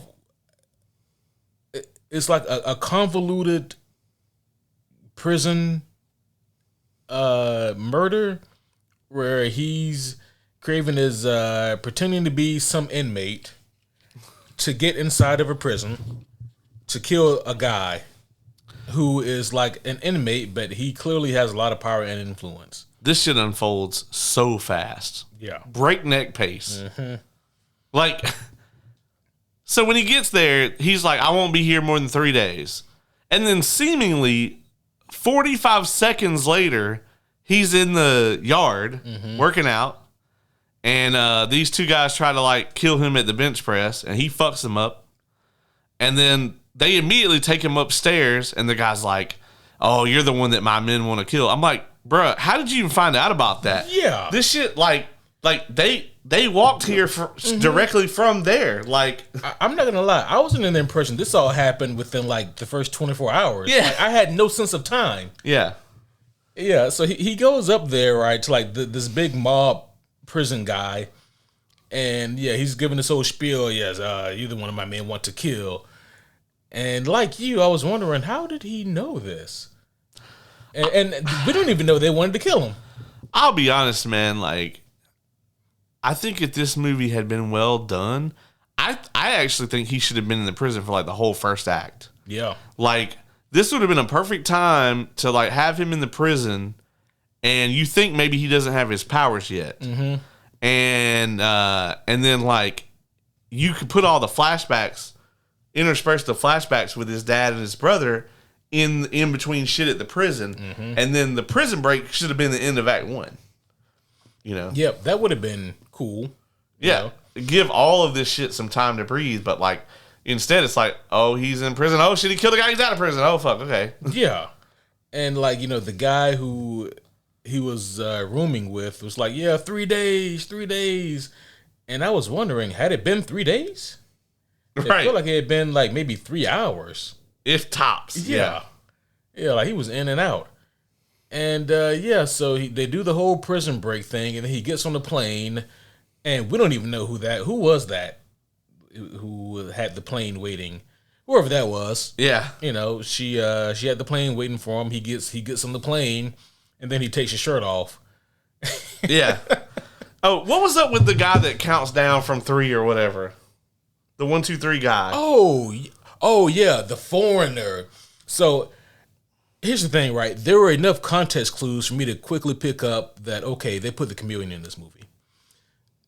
Those context clues were not here for the foreigner. Yeah. Like, had they not said that he's the foreigner, I would have never fucking guessed. Because the foreigner, as a matter of fact, like, if you guys want to Google him at home, he looks like a B-list Punisher. Like, he has no superpowers. Like, the foreigner, he's just supposed to be like a really skilled assassin.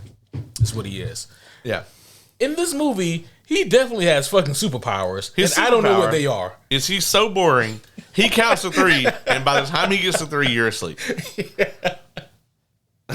Yeah.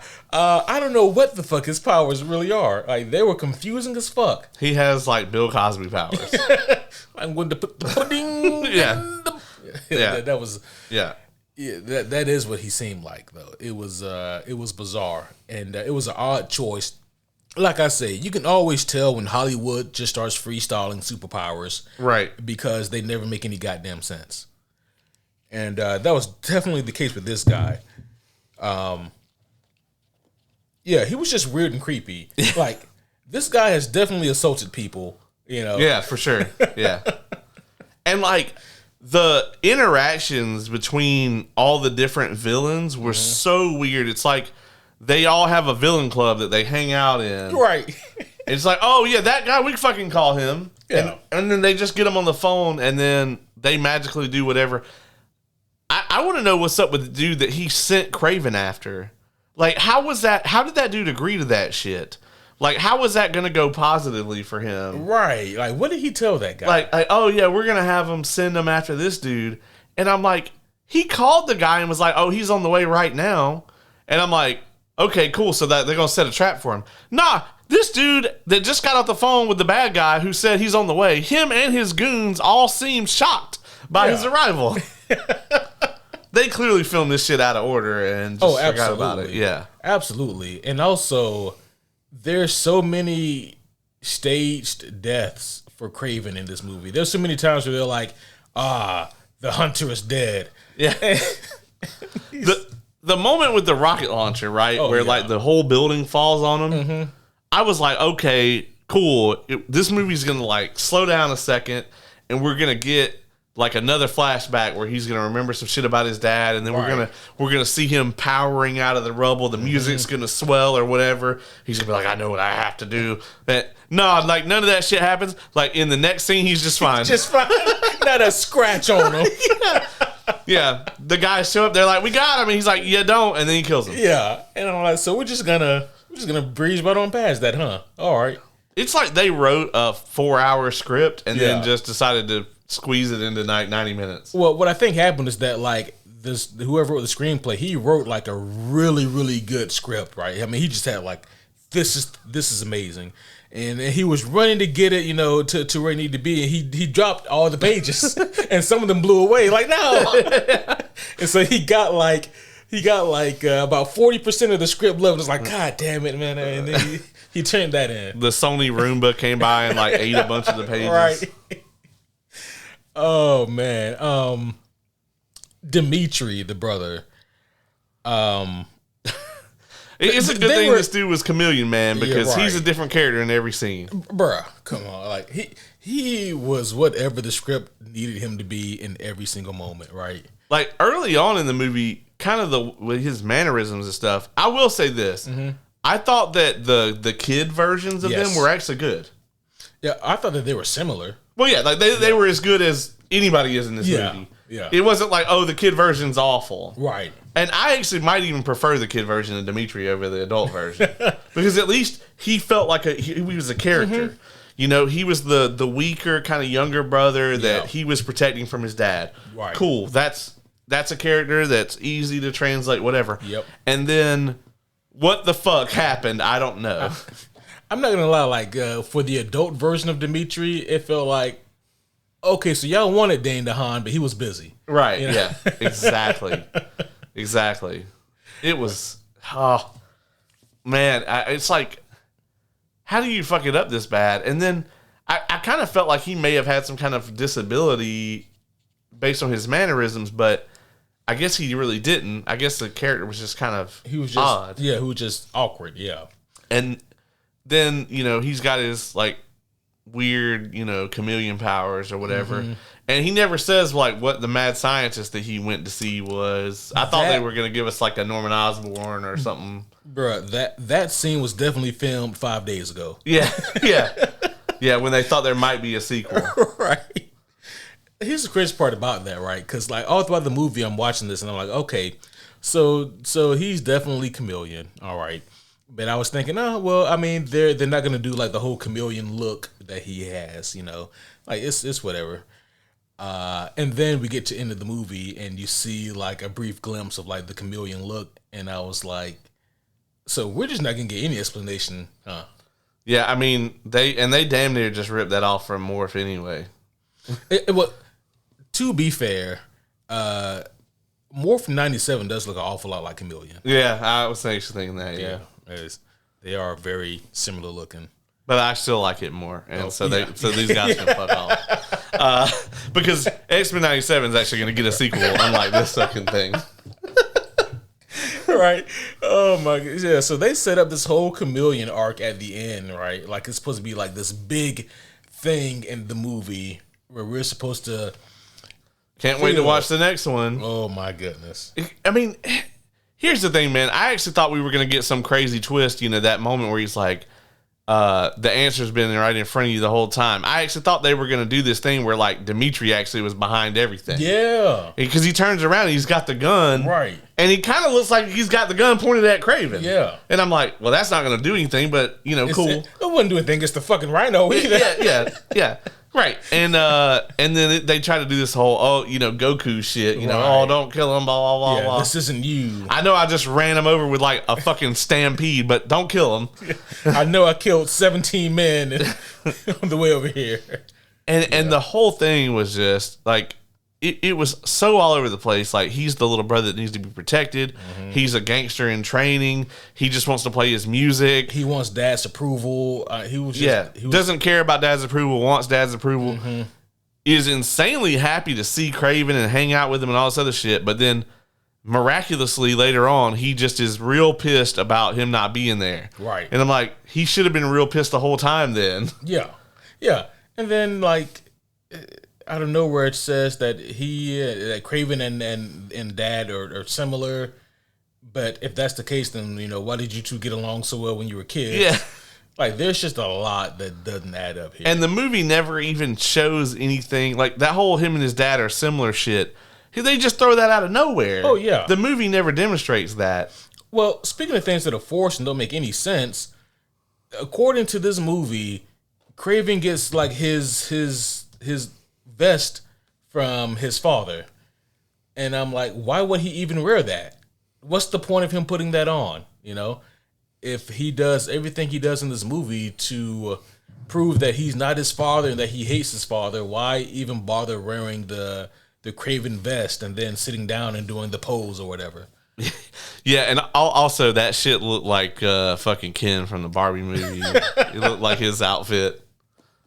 Except Ryan Gosling rocked that shit way better. I'll be honest, when he puts on the Kraven suit at the end, it looked awful. It looked so silly on him. It didn't look the best. No. And also it's like, maybe it's for the better that he didn't wear it throughout the movie, because then I'll be like, so you mean to tell me that you guys have seen a Kraven comic book? Yeah. You just chose to. It was so odd. Do you think that they were going to try to make Chameleon the sixth member of the Sinister Six or something? Oh my goodness. I mean, thankfully, if there's anything that I can thank this movie for, it's making sure that shit's never going to happen. If this movie is finally what ends it, that's what we'll remember it for. That's hilarious. Amy Pascal's been trying to do a Sinister Six movie since 2012. Yeah. That's, folks, around the same time that they were like, we just can't make Amazing Spider-Man 3. Amazing Spider-Man 2 only made $712 million. Oh, yeah. So how can we possibly make a third one? This movie only netted us like $400 million. After all said and done. Holy shit, man. Yeah, the Rhino in this movie. Oof. I didn't know what to make of him. As a matter of fact, when we first got the guy that plays Rhino, I didn't know who's gonna be Rhino. Yeah. I was just like, okay, we got a guy here. Interestingly enough, like they have the Big Rhino, as he's labeled in the cast here, he's a different actor. I just thought that he was CG'd, but apparently Big Rhino is a different actual character. Yeah, it's a completely different character. Also, Rocksteady was cooler in the Ninja Turtles movie than Rhino was in this movie. Oh, 1,000%. 1,000%. Where is he in these credits? Big Rhino? No, Little Rhino. He's in there. He just let me go back to it because I got off on some other shit. Alessandro Nivola. Okay. Is regular Rhino. Okay, I see him now. Yeah, regular Rhino. Yeah. Regular Rhino, Big Rhino. Yeah, Alessandro Nivola. Apparently, the guy that played the big one is actually an MMA fighter. Oh, well, that makes sense. Yeah, because he was big as fuck. He was huge like Xbox. But yeah, man, regular Rhino, I didn't know where they were going with this guy at first. Like I just didn't understand what they were doing with the character. Thankfully, Caleb, they were able to exposit the information and to let us know that he wanted to be big and strong. And so he went to get a mad scientist. The mad scientist hooked him up with like some cyberpunk Ripper Doc. He went to madscientistsuperpowers.com. Yeah. And got on the Black Friday sale. Yeah, he got on the Black Friday sale, and then he went on the search bar and typed super strength. And they said, all right, we got you, dog. We give you the strength of a rhino. And yeah. You know what? We need a merch shop for the podcast. I'm going to work on that. That would be amazing. We'll see if I can get that going. Hell yeah. It's a random thought I had just now. Yeah, it's a good thought. It's a good thought. We need folks to be able to, drink their morning coffee out of like a superhero homies mug. Oh, absolutely. Yeah. Yeah. And need to say some like bitches and hoes or Dick and nips. Dick and nips, obviously. Yeah, obviously clearly. Dick and nips, yeah. Clearly. And even the Dick and nips flavor coffee. Oh, of course. Yeah. Maybe we can collaborate with Starbucks. That would be amazing. Yeah. Hey guys, have you ever wanted coffee that tastes like Dick and nips? Well, luckily for you.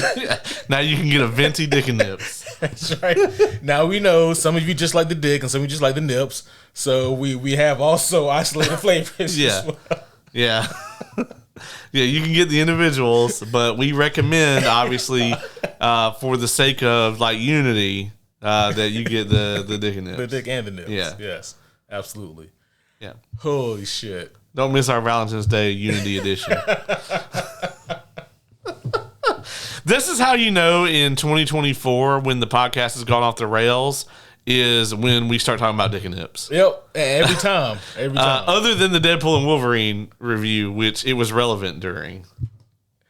Even then, it was towards the end of the podcast. It was, yeah. It was when everyone was tired, and it just started to unravel. We just started making dick and nip jokes, and then it never stopped. Yeah, and it still hasn't. To this day, we see each other in person and make them. Yeah, and with the brother fuck salute, Yeah. So that's right. Yeah, exactly. What else to say about this one, man? What'd you think about the last fight with Rhino? I thought it was a generic CGI mess. I mean, it had some cool moments in it. I mean, obviously, you got to do the thing where like they try to hit him with the truck, and that's not going to fucking work. I did love when he flipped the truck. That was cool. Yeah, that was cool.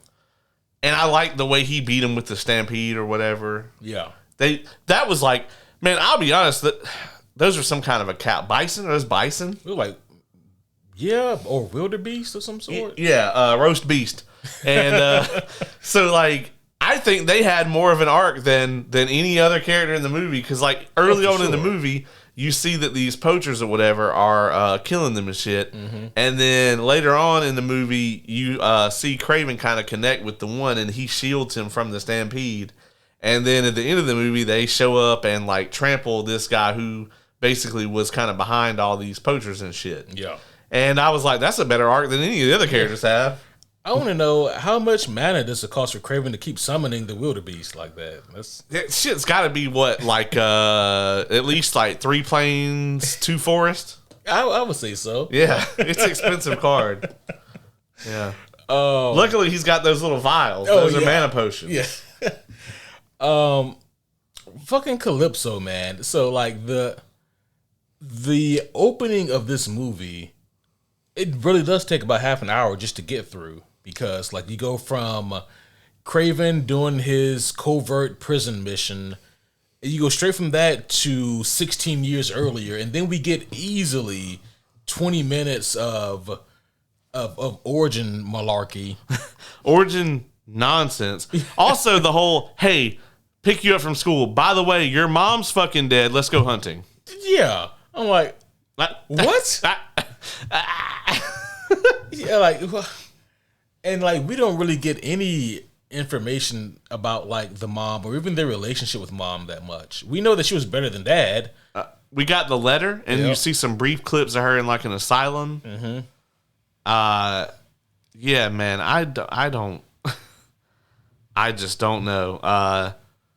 Yeah, I mean, Kraven is damn near Ray level in this movie. He is. And I was thinking about that. He has mega plot armor. Mm-hmm. No need for growth or development. There's no problem he can't solve. He's completely reactionary. He knows all the right people to get anything he needs done. Yep. And he mainly can do it himself. They also do a bunch of random fucking world hopping. Oh, bro, there were times where we were in London and I swore we were in New York. And then we were in Siberia, like, right after that. Yeah. And I'm like, okay. Right. They got that fast travel. Yeah. With the price of gas and flights, y'all able to do all this? Like, this is insane. We talked a lot about, like, how Calypso was bullshit, right? Mm-hmm. And there's that scene where he's like, oh, they're coming after you. And she's like, oh, these 5 random dudes are in my office right now. And I'm like, I was like, those are 5 men in suits around. And you're a lawyer. Yeah. Yeah. Not to mention, okay, let's get this straight now. If they were going to send some trained assassins after you, wouldn't they just fucking kill you when you like go out to your car or whatever? Right. Why would they walk into the middle of a fucking giant law firm and murder you in broad daylight? Right. Yeah, it made 0 sense, bro. 0 sense. And then when she got like the bad information from the Connect or whatever, that shit was so convoluted as well and didn't make any sense. So much of this movie, they tried to be smart and they just end up doing some dumb shit. So yeah, man, like everything they tried just fell so goddamn flat. I didn't believe in, I don't know what kind of relationship they were trying to convey Calypso and Kraven having, but it fell flat. Like I didn't believe in their chemistry. I didn't believe in their friendship. It all just seemed so forced. Yeah. Yeah, I mean, they have like one of the worst conversations in the movie, right? Where they randomly go sit on the bench. Mm-hmm. We have no idea how the fuck she contacted him. Right? No, this is right after the funeral, right? Right after the funeral. I just assumed that they walked from the funeral to the park. Yeah.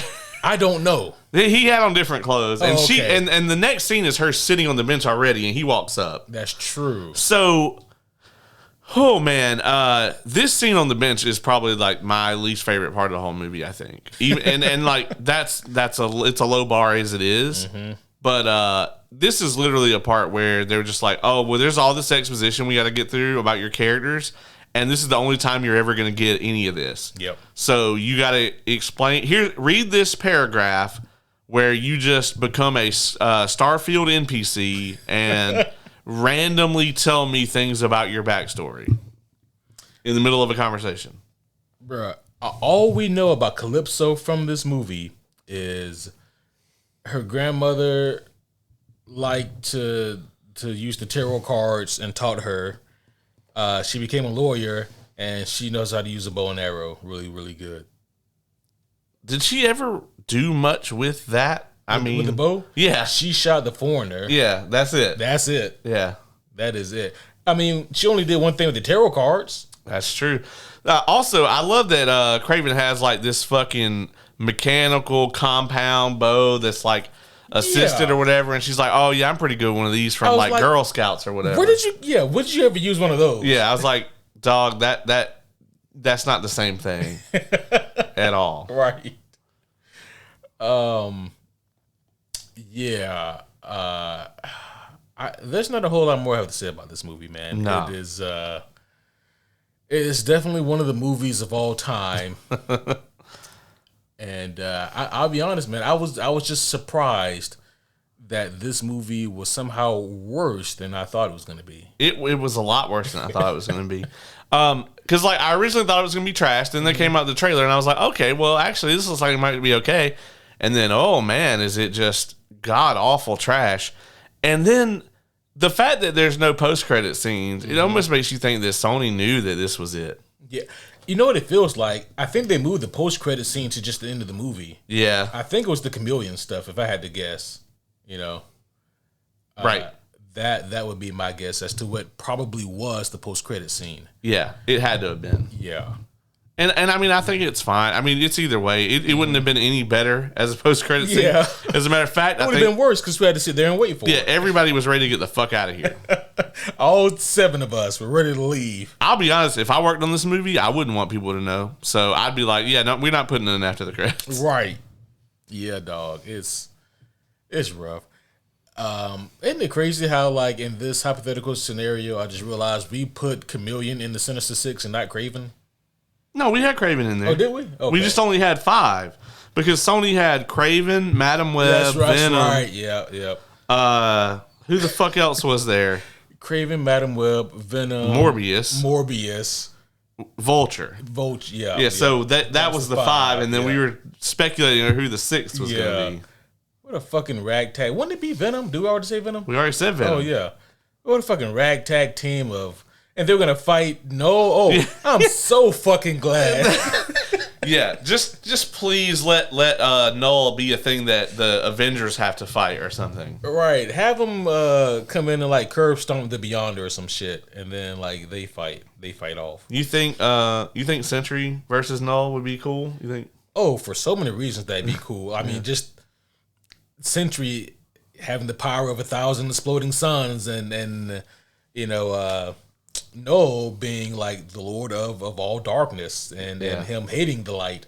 There's just even allegorically, there's a lot of really cool stuff they could do with that fight. They send Sentry after Null, and obviously Null would be able to see that fucking super darkness in him, and he just flips him. Oh yeah, that would be worst case scenario for the heroes. That would be amazing. Yeah, they'd be like, Thor, what the fuck is Odin doing? Yeah. Oh, he dead. He dead. Okay. All right. Watchy, what you got, dog? Is Visiontron busy? So I don't know if you heard this right. So obviously,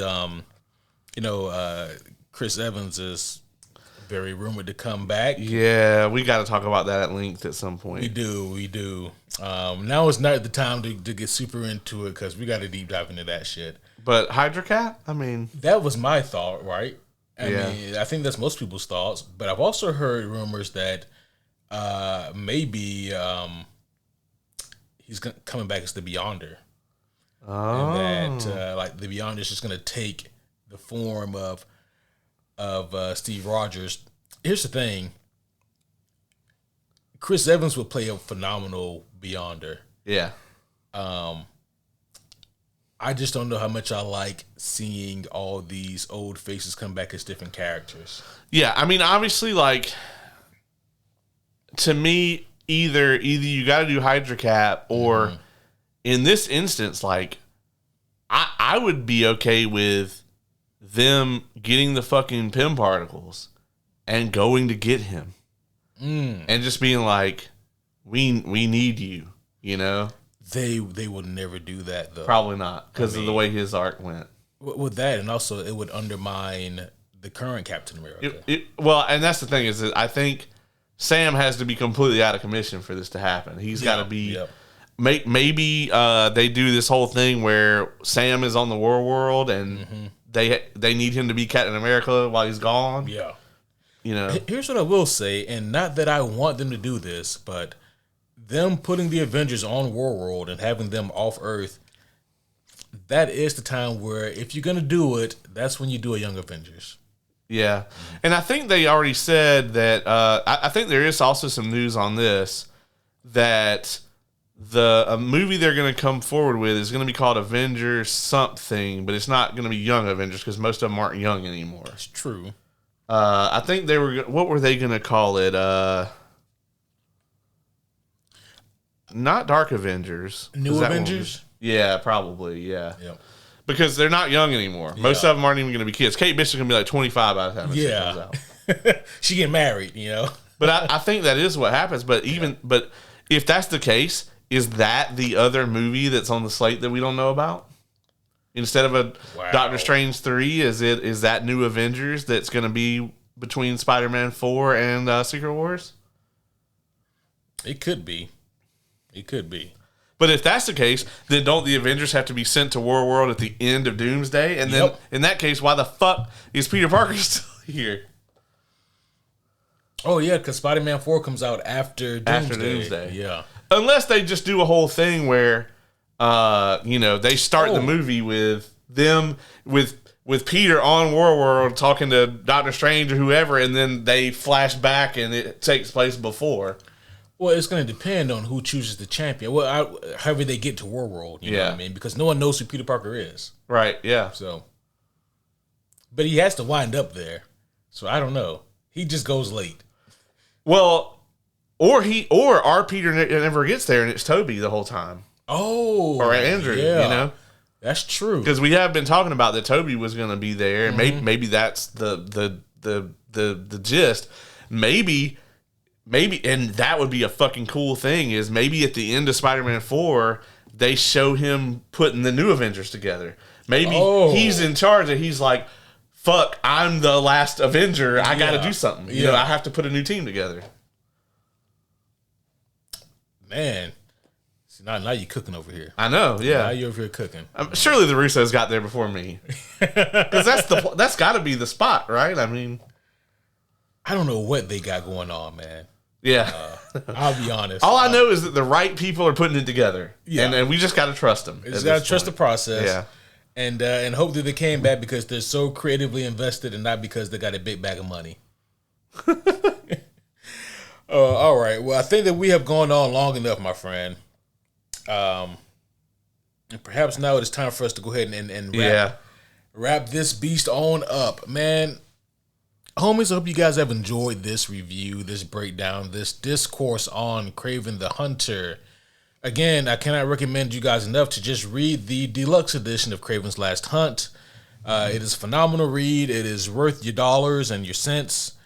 And you get a much better taste and idea of who Kraven is, some of his best adventures, his best story, and also his origin as well, some other stories. So I think that that would be a much better Kraven experience than this movie. Hell, playing Insomniac Spider-Man 2 video game would be a much better Kraven experience than what we got in tonight's movie. I'll be honest, unless you're going to go watch Joker 2, there isn't much that we could recommend that you not do instead of watching this movie. That's true. That's facts. It's not the worst movie I saw this year. There's a positive. That just makes me sad, though. Right, yeah. You know? It's worse. It's so much worse. Yeah, I'm curious to see what award Deadpool and Wolverine doesn't win. The homies are going to be very interesting this year. Yeah. For sure. So that's going to be... We're just going to have to count Dune as a superhero movie for something other than Deadpool and Wolverine to win anything. Oh, shit. Paul Atreides, he's superhero, you know. I mean, the fucking 1980 or what, 84? Oh, yeah. He's definitely a superhero in that shit. Yeah. All right. Well, homies, that is going to be it for this one. Hopefully you guys enjoyed this breakdown of Kraven the Hunter, and I'm sure you enjoyed it more than the movie itself. But that's going to be all for this one. We will see you guys again very soon. Caleb and Kay will provide you guys with the Wicked review. Hey, if they don't do it, then I'll do it. And obviously we have the 2024 year-end wrap-up review to do. That will also be a really fun episode as well. So there's a lot of fun things coming down the pipeline. But until next time, my name is Superhero Homie Q. And I'm Superhero Homie Caleb.